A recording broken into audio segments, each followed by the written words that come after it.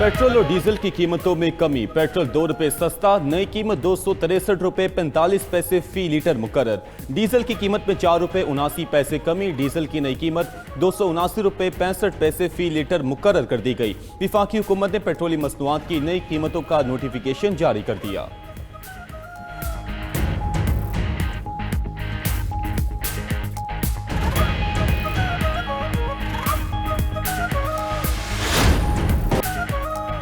खैबर पख्तूनख्वा में गवर्नर राज लगाने पर गौर। गवर्नर खैबर पख्तूनख्वा फैसल करीम कुंडी की तब्दीली की खबरें भी जेर गर्दिश। वजीर मुमलिकत बराए कानून बैरिस्टर अकील मलिक का कहना है कि खैबर पख्तूनख्वा में गवर्नर राज लगाने पर संजीदगी से गौर किया जा रहा है।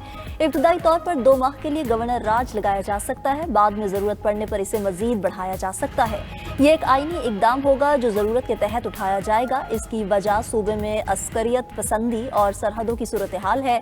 वजीर आला सुहेल आफरीदी मरकज के साथ किसी किस्म का तालमेल या हम आहंगी नहीं चाहते हैं। खैबर पख्तूनख्वा के हालात खुद ऐसा कदम उठाने का मुतालबा करते हैं। उधर जराये के मुताबिक नए गवर्नर खैबर पख्तूनख्वा के लिए 5 नाम ज़ेर गौर हैं। अमीर हैदर होती, परवेज खटक और आफ्ताब शेरपाव के नाम शामिल। नए गवर्नर के लिए 2 रिटायर्ड अफसरान के नाम भी ज़ेर गर्दिश। फैसल करीम कुंडी का सूबे में गवर्नर राज और गवर्नर की तब्दीली से मुताल्लिक लाइल्मी का इजहार।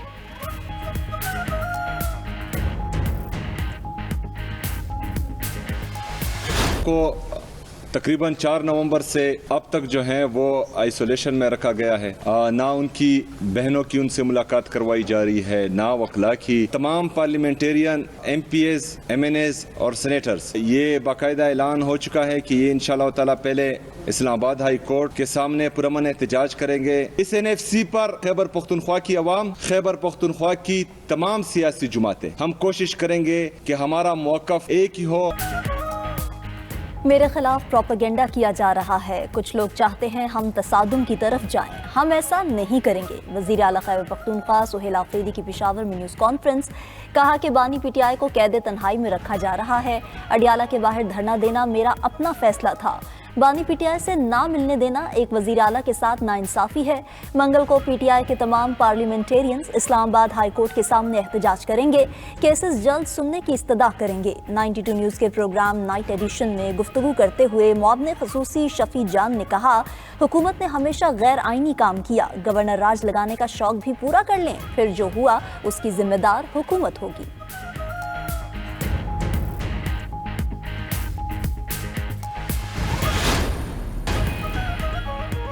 27वीं आईनी तरमीम के लिए जाली मैंडेट तैयार किया गया। लोगों को खरीद कर 2/3 अक्सरियत बनाई गई। जरूरत पड़ी तो इस्लामाबाद का रुख करेंगे। सरबराह JUI मौलाना फजलुर रहमान के सियासी हरीफों पर वार।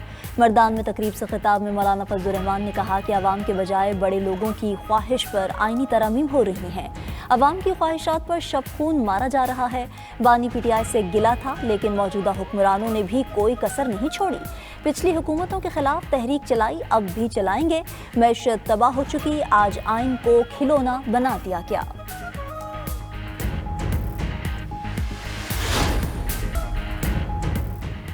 अमेरिका में टिकटॉक वीडियो में बम बनाने का नुस्खा बताने वाले अफगान शहरी को गिरफ्तार कर लिया गया। अमेरिकी मीडिया के मुताबिक गिरफ्तार होने वाले अफगान की शनाख्त मोहम्मद दाऊद के नाम से हुई। अफगान शहरी ने बम बनाने से मुतालिक टिकटॉक पर वीडियो पोस्ट की। वीडियो में कहा था वो इस बम से फोर्ट वर्थ शहर को निशाना बनाएगा। मुलजिम 2021 में अमेरिकी इनखला के बाद अमेरिका आया था। 2022 में उसे अमेरिकी ग्रीन कार्ड भी दिया गया था। अमेरिकी सदर ने अफगान शहरी मोहम्मद दाऊद की गिरफ्तारी की तस्दीक कर दी है।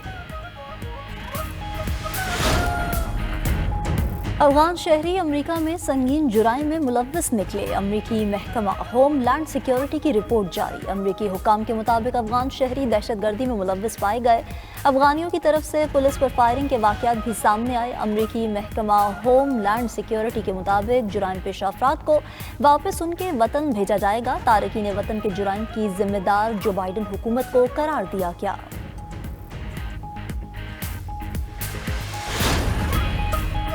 वज़ीर आला खैबर पख्तूनख्वा सुहेल आफरीदी का NA-18 हरीपुर ज़िमनी इंतखाबात की इंक्वायरी का फैसला। मुआवने खसूसी बराए इत्तलात KP शफी जान का कहना है कि सुहेल आफरीदी ने NA-18 हरीपुर के ज़िमनी इंतखाबात में पार्टी को इंक्वायरी का इख्तियार दे दिया।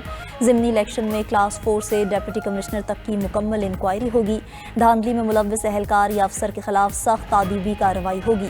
صوبائی حکومت کے ماتحت ملازمین اور افسران دھاندلی میں ملوث نہیں۔ ضمنی انتخابات میں مبینہ دھاندلی پر الیکشن کمیشن کو ریفرنس بھیج رہے ہیں۔ پریزائڈنگ افسران کے بیانات اور بیان حلفی قلم بند کیے جا رہے ہیں۔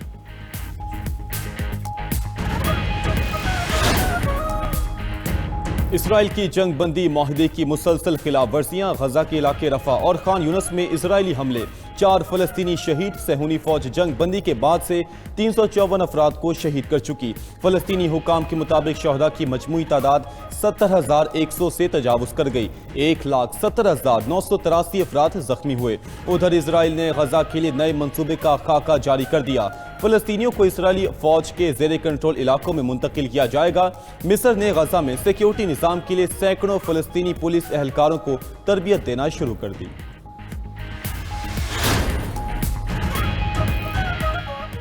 اسرائیلی وزیر اعظم کرپشن کیسز میں معافیاں مانگنے لگے۔ نیتن یاہو نے کیسز میں معافی کے لیے اسرائیلی صدر کو خط لکھ دیا۔ امریکی صدر نے بھی اسرائیلی صدر سے نیتن یاہو کو معاف کرنے کی سفارش کی تھی۔ اسرائیلی وزیر اعظم نیتن یاہو کرپشن کے 3 کیسز کا سامنا کر رہے ہیں۔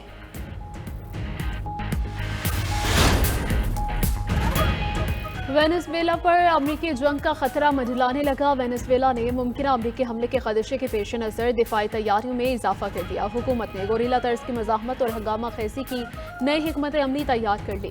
فوجی یونٹس ملک بھر کے 280 خفیہ مقامات پر تعینات کیے جائیں گے۔ خفیہ ادارے اور مسلح حکومتی کارکن دارالحکومت میں افراتفری پھیلا کر شہر کو غیر ملکی افواج کے لیے ناقابل تسخیر بنانے کی کوشش کریں گے۔ ماہرین کے مطابق یہ منصوبے براہ راست لڑائی میں زیادہ مؤثر نہیں ہوں گے۔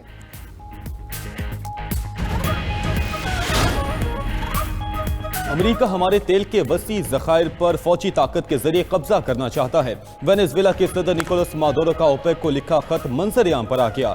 خط اوپیک کے سیکریٹری جنرل اور رکن ممالک کو بھیجا گیا تھا۔ خط میں کہا گیا کہ اگر امریکہ ایسا قدم اٹھاتا ہے تو عالمی توانائی منڈی پر گہرے اثرات پڑیں گے۔ اس وقت ملک کی تیل کی پیداوار تقریباً 11 لاکھ بیرل یومیہ ہے، جو 1990 کی دہائی کے عروج کے مقابلے میں 1/3 سے بھی کم ہے۔ حالیہ مہینوں میں اس کی 80% سے زائد برآمدات چین کو بھیجی گئیں۔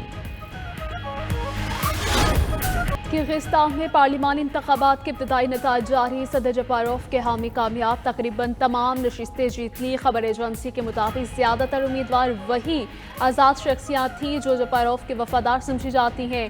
2020 میں اقتدار سنبھالنے کے بعد سے جپاروف نے سیاسی جماعتوں کو پس منظر میں دھکیل دیا تھا۔ جپاروف کے لیے 2027 میں دوسری 6 سالہ صدارتی مدت کا راستہ ہموار ہو گیا۔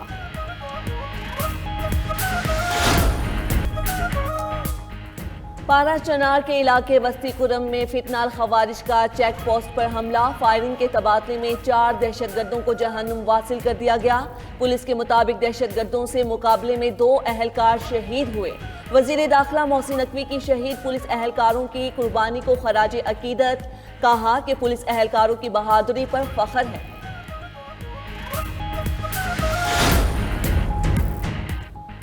کراچی میں کیماڑی کے قریب سمندر میں 2 مسافر لانچر میں تصادم۔ ریسکیو حکام کے مطابق لانچ میں سوار مسافر سمندر میں ڈوب گئے۔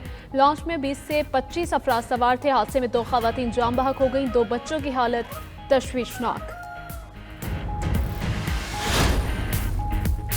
امریکی صدر ٹرمپ کی مقبولیت کم ترین سطح پر پہنچ گئی۔ گیلپ سروے کے مطابق ٹرمپ مدت صدارت کے 10 ماہ بعد ہی 30% کے ساتھ مقبولیت کی کم ترین سطح پر ہیں۔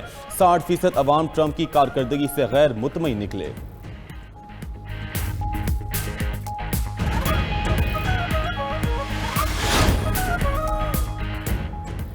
ایشیا میں تباہ کن سیلاب، 800 سے زائد زندگیاں نگل گیا۔ متعدد ممالک میں سیلاب سے ہزاروں گھر تباہ، سینکڑوں افراد لاپتہ۔ انڈونیشیا، ملائیشیا، تھائی لینڈ اور سری لنکا میں شدید بارشوں سے نظام زندگی درہم برہم۔ انڈونیشیا میں سیلاب سے ہلاکتوں کی تعداد 435 تک جا پہنچی۔ سری لنکا میں 334 اور تھائی لینڈ میں 162 افراد ہلاک ہوئے۔ متاثرہ شہروں میں گھر اور دکانیں تاحال زیر آب۔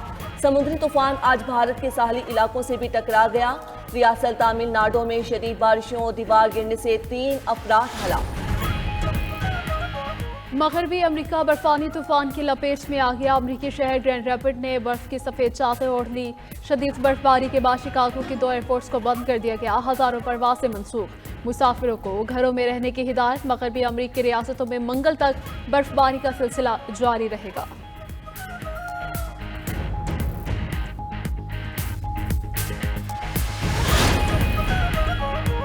चीन ने जनूबी सूबे हेनान के वैनचोंग लॉन्च सेंटर से नया सैटेलाइट कामयाबी से खला में भेज दिया। शिजियान 28 नामी ये सैटेलाइट मुकर्ररा मदार में दाखिल हो गया। ये लॉन्ग मार्च रॉकेट सीरीज का 611वां मिशन था, जिसने चीन के खलाई प्रोग्राम में एक और अहम संग मील का इजाफा किया।